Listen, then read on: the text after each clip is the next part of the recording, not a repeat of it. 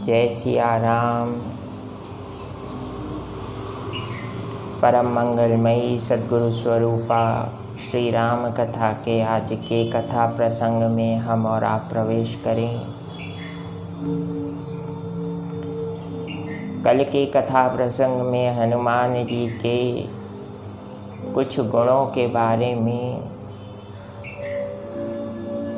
विचार किया गया और यह भी विचार किया गया कि यदि कोई मनुष्य उस गुण को जीवन में धारण करता है तो उससे उसे क्या क्या फ़ायदे हो सकते हैं, उसे क्या क्या सिद्धि प्राप्त हो सकती है।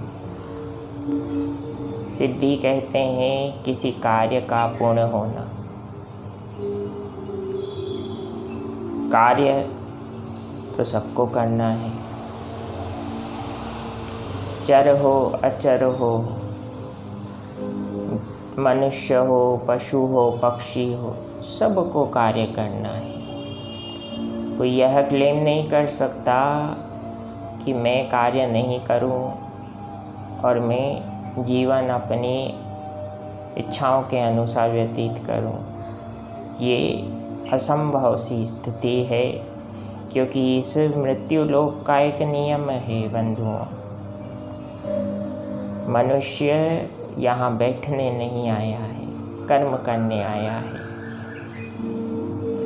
और कर्म करने के अनुसार ही उसके जीवन की एक रूपरेखा उस व्यक्ति के समक्ष बनती जाती है, जिसे वह अपनी जीवन यात्रा कहता है।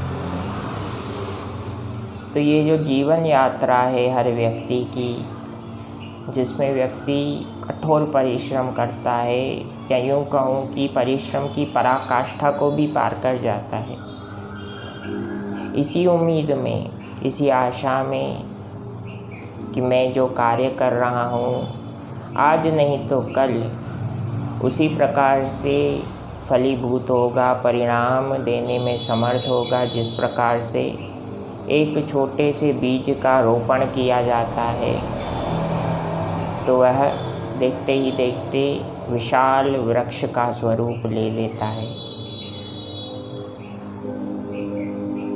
एक बीज वृक्ष का स्वरूप किस प्रकार से लेता है, ये एक प्रक्रिया है। जीवन भी तो एक प्रक्रिया ही है,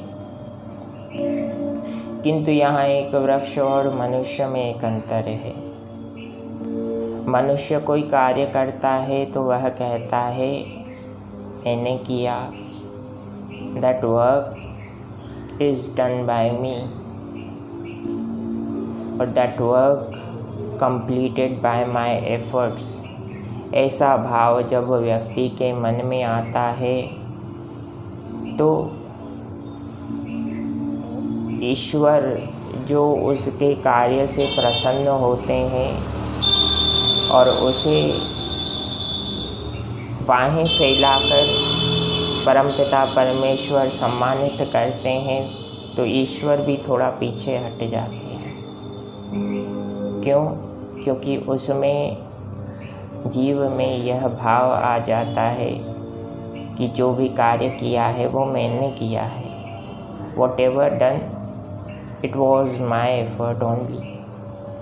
And if there is only my effort, then what is the use and what is the importance of other personality, even God?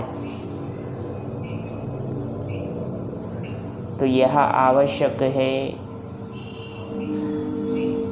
कि हम कर्म तो करें, किंतु कर्म कैसा करें। वानर और भालुओं ने प्रभु श्री राम की सहायता जिस प्रकार से की, उसी प्रकार से हम मनुष्य भी अपना अपना कर्म करते हुए अगर जीवन जीते हैं तो परम पिता परमेश्वर की मर्यादा पुरुषोत्तम श्री राम की विशेष कृपा हर मनुष्य पर निश्चित रूप से होती है, इसमें कोई दो राय नहीं। अब कार्य सिद्धि का भाव प्रायः व्यक्ति के मन में तभी आ जाता है जब वह कार्य करना प्रारंभ करता है। विभीषण ने प्रभु श्री राम से पूछा, प्रभु क्या व्यक्ति बिना स्वार्थ के कोई कार्य नहीं कर सकता? श्री राम मुस्कुराकर कहने लगे, हे मित्र, मनुष्य जब कोई कर्म करता है तो वह माया जनित इस प्रकृति के अंतर्गत ही तो कर्म करता है। और इस प्रकृति का एक स्वभाव है कि यह व्यक्ति को अहंकार, मोह, अधिकार रूपी कई विचारों से बांध देती है। और ये बुरा भी नहीं है देखा जाए तो। किंतु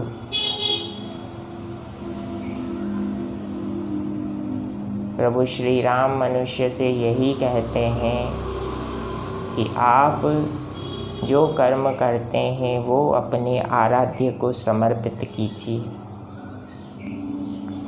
जब कोई कार्य करना प्रारंभ करता है और कार्य सिद्ध हो जाता है तो उस सिद्धि को स्थायी रूप से जीवन में बनाए रखने के लिए आवश्यक है कि किसी का